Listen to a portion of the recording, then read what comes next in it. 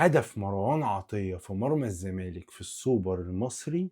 عايز اوريك صورتين مهمين جدا يبينوا السذاجة اللي فيها لعيبة الزمالك. ما تنساش تشترك في القناة، تفعل زر الجرس، لايك الفيديو، وقول لي وجهة نظرك في الكومنتات. ركز معايا.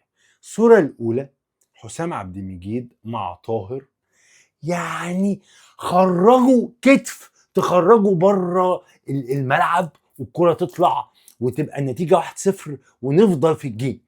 حسام عبد المجيد معرفش هو عمل ايه في الكورة دي وازاي عدت منه. دي نقطة مهمة.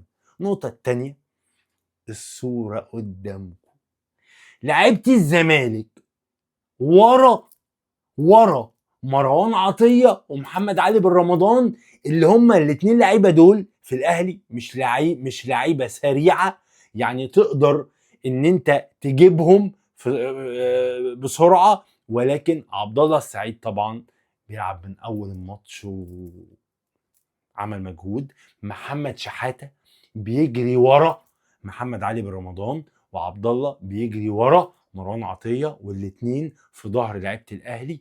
اذا اي حاجة جاية من طاهر بن رمضان او مروان هي هدف.